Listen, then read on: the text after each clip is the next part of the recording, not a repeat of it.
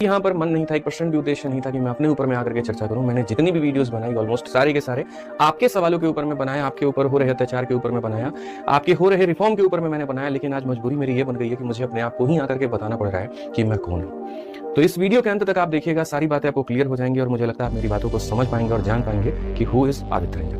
याद करिए आज से कुछ समय का पल, जहां पर ज्यादा नहीं 4 साल पीछे ही चलते हैं और एक पल देखते हैं कि 4 साल पहले यहाँ पर जब आप पढ़ाई करने चाहते थे, जब आप ऑनलाइन एजुकेशन से पढ़ना चाहते थे, तो उस समय फीस कितनी हुआ करती थी। एक मैथ स्पेशल की फीस मेरे भाई 3000 से 4000 रुपए के बीच में होती थी। उस समय एक व्यक्ति आता है जो 700 रुपए का एक बैच लेकर के आता है और लाइफ टाइम वैलिडिटी बच्चों को लगता है, वो है आदित्य रंजन।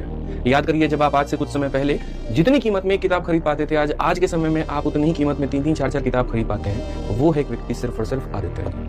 याद करिए आज से कुछ समय पहले जहां पर आप गणित में इतने ज्यादा उलझे रहते थे और उसके बाद में फॉर्मूला बुक नाम की एक व्यक्ति किताब बनाता है लाखों रुपए लगा करके और आकर के उसकी पीडीएफ बच्चों में फ्री में बांट देता है, वो है आदित्य रंजन। एक समय पहले जहां पर गणित को समझना कितना मुश्किल होता था, जटिल होता था और जड़ से लेकर के टॉप लेवल तक पहुंचाना और समझाना किसी के बस की बात वहां पर नहीं थी, वहां पर एक व्यक्ति पूरे गणित को इतना दिलों में उतार देता है, वो है आदित्य रंजन। एक व्यक्ति यहाँ पर जो बढ़िया तरीके से अपने गाइडेंस के वीडियोस के माध्यम से यूट्यूब पर हर उस बच्चे को गाइड करता है और लाखों की संख्या में सिलेक्शन लेने में मदद करता है, वो है आदित्य रंजन।